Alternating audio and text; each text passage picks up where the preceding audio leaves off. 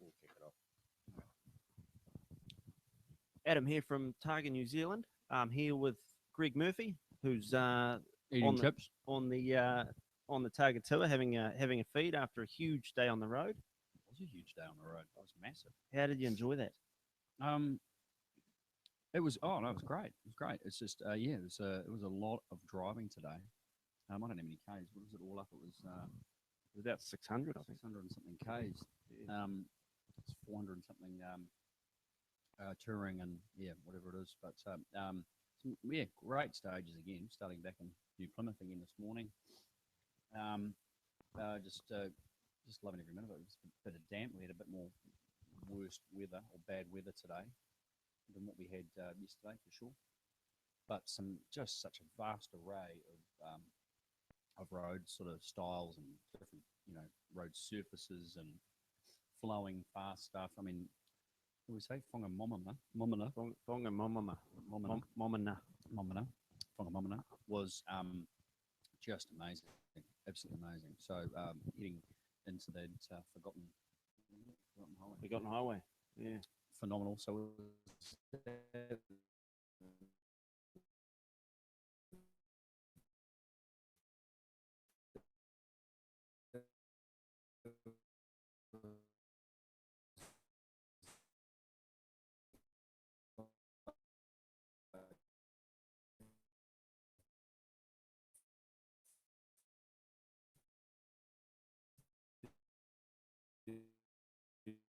way, it's the perfect thing to be doing. Um,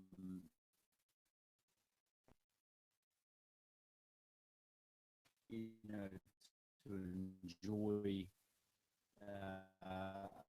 From the sound of the V8, the supercharged V8 and the GTS. That's the music. Turn the radio off. No way. And listen to that stuff. it's an amazing machine, that. Well, it's a great car, isn't it? It's a phenomenal car. It's great, and I reckon it's bloody almost perfect for doing this kind of event. I mean, it's a heavy car, but heaps of power, handles incredible, really awesome. Brakes are phenomenal, and they don't fade. It's all standard too. The car's completely standard, so it's my car that I drive on a daily basis. I've been thrashing the living crap out of it, which it hasn't had before. It's the first time Nice. that it's nice. being driven like this, for a period of time, and it's standing up as we knew it would. It was awesome. So to keep take eating my chips. eat your chips, yeah. So to take a standard road car into Targa, basically, you're a part of the tour. Mm.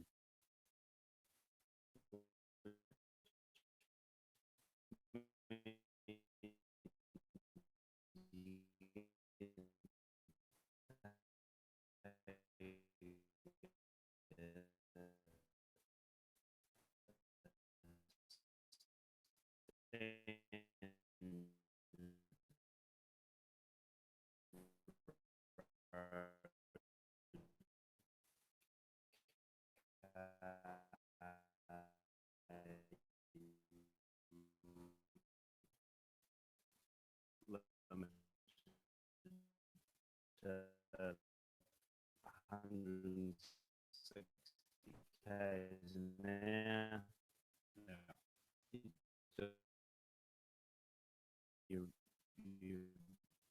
You're racing. What if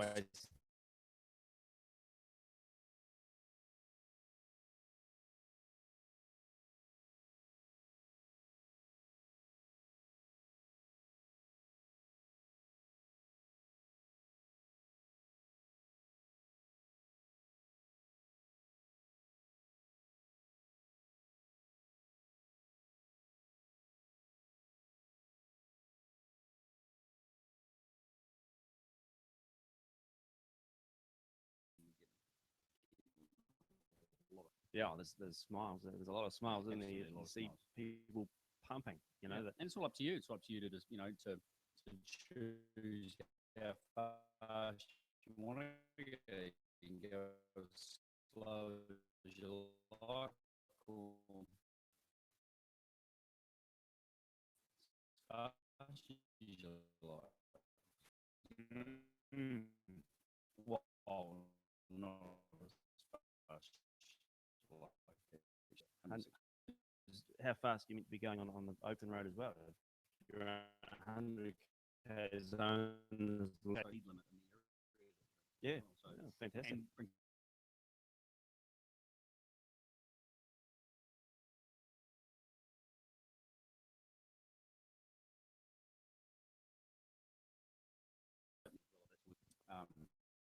heads up.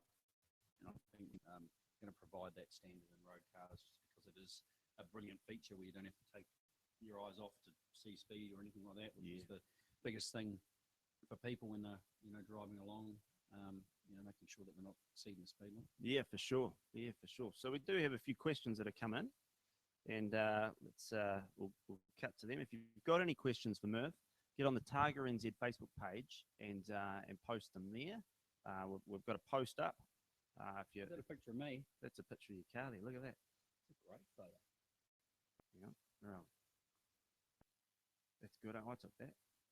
Beautiful, beautiful. Yeah, not bad. So that wasn't today, though, was it? It wasn't. That was yesterday. Yeah. Sunshine. Yeah, sunshine. And no, so get on the Targa NZ Facebook page and post that that question that you've got, that burning question for Murph underneath the two photos. The photo of Murph going up to Snapchat with the kids at Kaimata School yesterday, and the photo of the GTS. It's awesome getting to some of these communities that we didn't even know existed. Mm. And the lunches they put on. Fantastic, eh? I haven't had a chance to have any yet. Oh, yeah. I'll try making chips now. There's plenty in my car left over. The community hall, it's good to see the Lions clubs get involved. And I was talking to the Lions club yesterday at Stratford, and they're telling me all about how Targa is such a good event for them. They earn a bit of money out of it. Smaller communities, they're smaller towns that don't have a lot to get excited about, I suppose, to have us coming through. And it was great being in service there yesterday. Lots of people around the place. Yeah, and all the kids come along and jump in the cars and get autographs and things.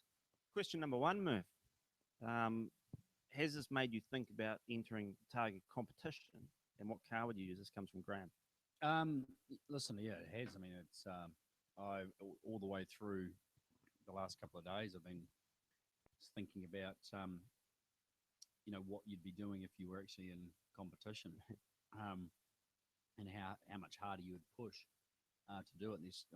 The last stage yesterday in Carrington, which is on the side of Mount Taranaki or Mount Egmont, whatever it's called these days, was just awesome. And to be honest, I would love to be able to do it in one of those, in the GTS, because put a cage in it and put some harnesses and some seats and everything in it. You wouldn't really. I don't think you'd touch anything else. I mean, I've been using the traction control and everything in it. It's been running in performance mode the whole way through. So it's got sort of a certain amount of ESC.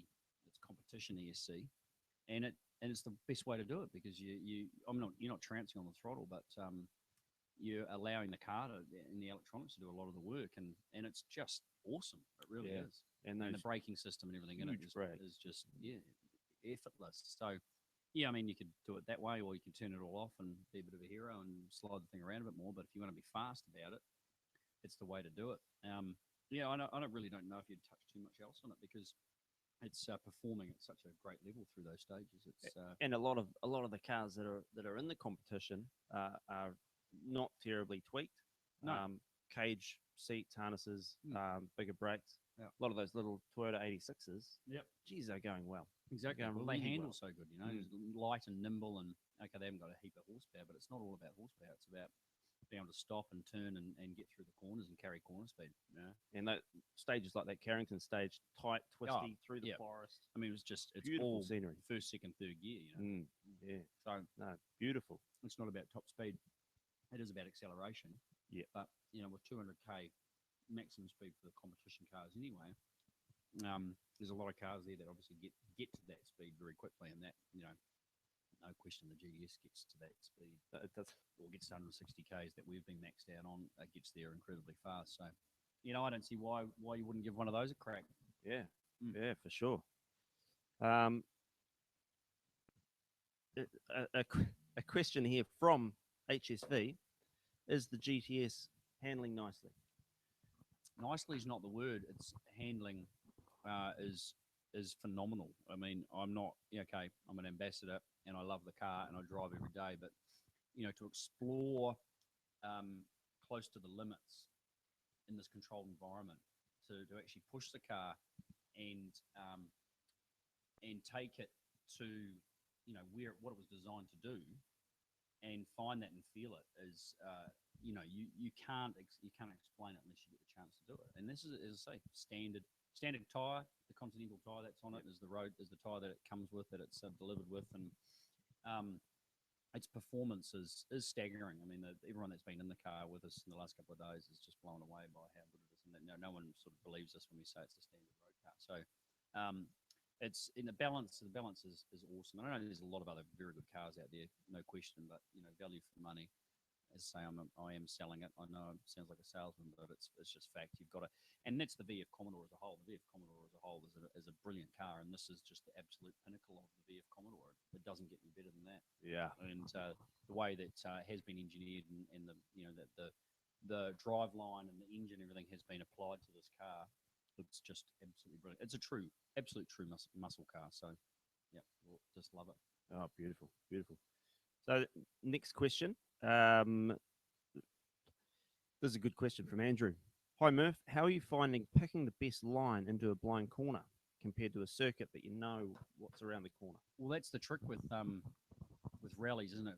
Doesn't matter if it's gravel. We've been doing a few gravel rallies recently, and having to read the roads, and it's the same on a tarmac rally.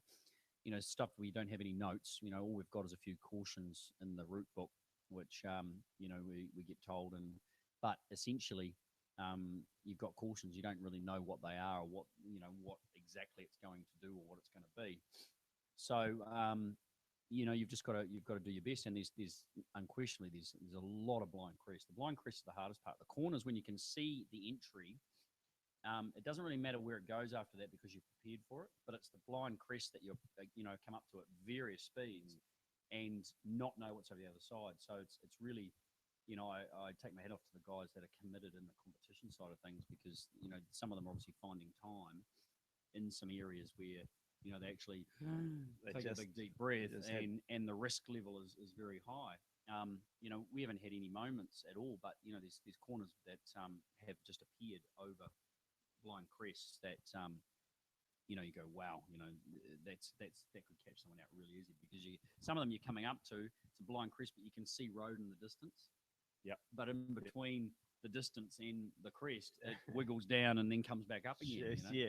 So it's a real challenge. Picking the lines isn't too difficult. You use the camber. You've got a lot of New Zealand roads, so many of the roads, and some of the video that I've stuck up on my Facebook page probably shows that, and I'll try and get another one up tonight through Whangamomina, which is just it defies belief, really, to be honest.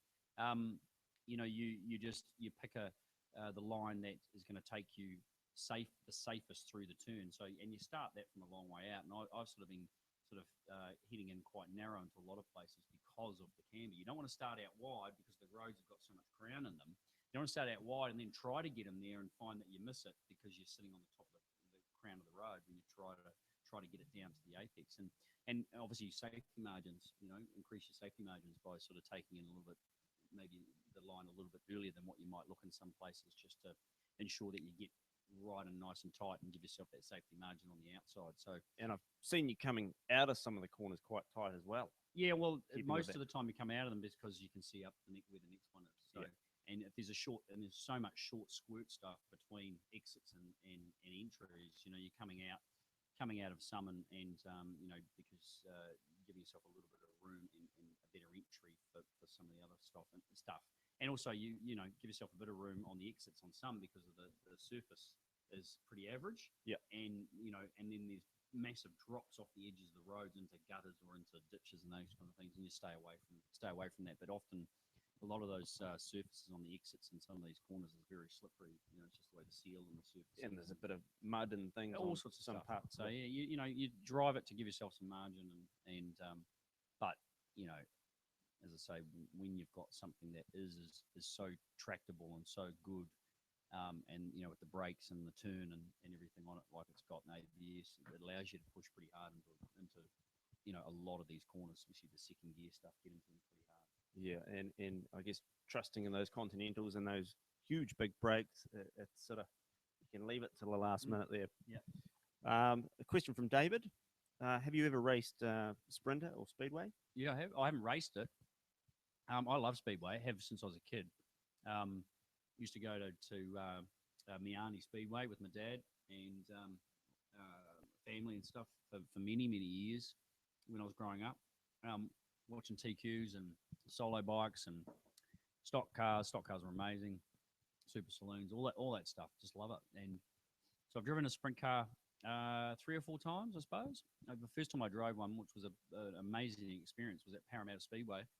We're talking though 16 years ago. Myself and Steve Richards were teammates, and we got the opportunity through being invited by some people to come and drive some sprint cars at Parramatta, and it was phenomenal. That was probably the best experience because the track was in beautiful condition, so we got to experience it.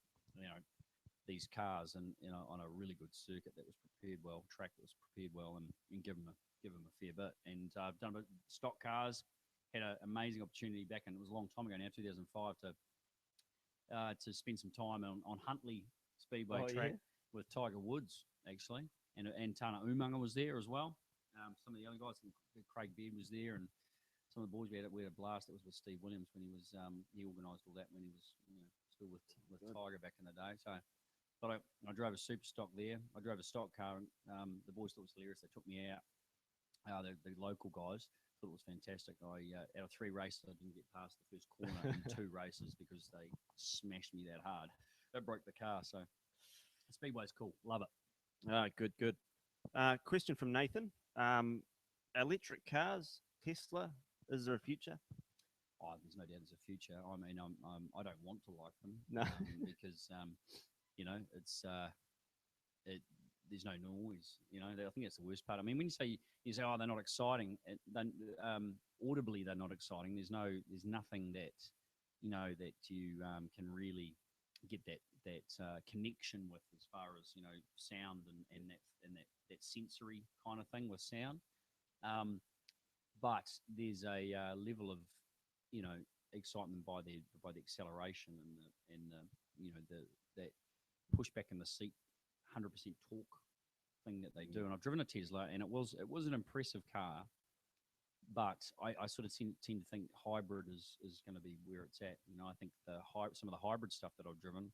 I drove the BMW, what's it called, the i8, and that was a amazing car, incredible car, with a brilliant little engine in it, and an incredible hybrid system. It delivered some amazing performance, really good and incredibly economical. Obviously very expensive. And there's other hybrids, the other hybrids, driven the Porsche Cayenne hybrid and stuff, and then I think that's potentially where it's at because of range and the ability to not have to worry about charging them and all that kind of stuff. You've always got that backup, but there will be a place for electric cars where it all comes into play and how popular they become and where it all sits in the future is there to be seen. But we've seen massive changes in the last 5, 10, 15, 20 years. So imagine we will be in another 20 years. I don't see the combustion engine going away. I think there's too much to play with it, and I think the focus on the environment because of cars is a little bit overdone. Yeah.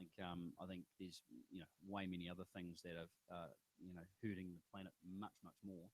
And then at the end of the day too, electric cars, the electricity needs to be produced somewhere as well, doesn't it? That's right. Yeah. I don't know all the details or the facts, but we've got to look at there's nothing perfect. It's not perfect. Electric cars aren't perfect by any means. Of course. As many other things, hybrids, making batteries for these cars, all this stuff is not. It's not looking after the environment because be ashamed to see the world go electric when we've just sort of nailed diesel. Yeah, but that's still not perfect either, is it? No. Diesel's come a long way. Just one car company, but anyway. But it's there's much to look forward to, I think. But I think the performance that we're seeing in these hybrids and these incredible supercars that are being built, there's clearly going to be a future there somewhere. Yeah, for sure. We'll take 2 more questions. There's one question here from Wyatt. Murph, if you could have any Commodore model, any model, what would it be? That's a hard one because I love some of the older stuff. VK Commodore is one of my favourite. The Brock SS VK, the blue Commodore was one of my favourite cars. The GTS R that HSV did back in 1997 is a seriously cool. The yellow, I remember it was bright. It was yellow, had the big V8 supercar wing on the back with the black 3-spoke HSV wheels and stuff. That was cool. Had the 5.7 litre engine in it. And then they just keep getting better and better and better and better. But there's just some seriously cool ones from the past. And then when you end up, being an HSV guy as long as I have and driven all the models and keep going, wow, this car's so much better. This one's so much. This one, and then you end up with this. Where we are now with Gen 2 VF. I mean, it's just phenomenal. I mean, it's as far as an everyday driving car. The VF is just the Gen F cars are just amazing, absolutely amazing. So lots of models of Commodore throughout the range that I've loved and still do, but it's hard to go past where we are at right now, being it is such a brilliant machine. Yeah, and I guess they'll bring out something. Well, amazing no next. doubt. I don't know what it is. They what they keep doing. I think HSV they got the Cheshire grin going on because they know what's going on, and I think it's going to blow everybody out of the water when the stuff, the last incarnations of Australian-built Commodore, it comes out and HSV fettle and do their thing to it. I mean, if we've got what we've got now, imagine what they are capable of producing, which will be pretty special towards the end. And with that, HSV and Holden, just for everybody that thinks that it might, that things just because they're stopping manufacturing in Australia, they're not going to stop selling cars and producing great cars from all sorts of places that they bring them in from. So, HSV's got huge plans moving forward as well. Oh, good. Final question from Henry. If you could co-drive for any V8 supercar team, who would it be? Well, it's a good question. You want to always co-drive for one that you're going to be successful, don't you? You want to win. Holden Racing Team has been a huge part of my career for such a long time, and I got to drive with them again the last couple of years. James Courtney's a great co-driver. We get on so good. And as far as our feedback and how we drive a car and what we want out of a car, we're very, very similar. So it works really good. So having a teammate that you can work like that with is incredibly important. And as I said, you want to be in a team that is going to deliver wins. And at the moment, you look at where Red Bull Racing is, you look at Craig Lowndes and Stephen Richards, who I've had the fortunate times to spend with both of them and win Bathurst with both of them. And here they are, they won again at Bathurst the other week. I mean, I can tell you honestly, I'm bloody jealous about that. 100% jealous. I wasn't able to compete and be in there. Jealous not to achieve again. And if they're doing it, when we're the same age and achieving like that, we'll talk about the young guys and all that kind of stuff. Well, those two blokes showed everyone up, didn't they, on the weekend and did Bathurst and did what they were supposed to do. And they were performing very well again on the Gold Coast as well. So, you want to be with a team that wins, and I can see, how Red Bull Racing go about their business is very, very good. And so as far as Holden teams go at the moment, if you're going to be in a team that's going to do that, then, you want to be the one that is doing the job. So it'd be great. I'd, again, love to share a car with Craig Lowndes again, it'd be good. It's not going to happen, but that would be pretty cool. But it has to be a Holden, and it has to be with someone that's going to win. And at the moment, HRT, well, they won on the weekend at Gold Coast. So, you just got to throw the balls up in there and see what happens. But, I've been pretty fortunate. Yeah. Very good. All right. From Targa and Palmerston North, that was our Murph live stream. Awesome, Murph. Thanks for that, mate. Pleasure. Beautiful. And another couple of days left. Another couple of days. Cracker. And then tomorrow we'll get over to Hastings. Yeah, over to Hawke's Bay. Hawke's Bay. All around there, some beautiful roads there. Yeah, looking forward to that. And back over to New Plymouth tomorrow. Palmerston North here tomorrow night, don't we? So, Saturday night. Yeah. And then the big game Sunday. So, alrighty. Who are you supporting in the big game, Murph? We'll carry on. And thanks for joining us on the stream. And we'll catch you later. Cheers. Cheers.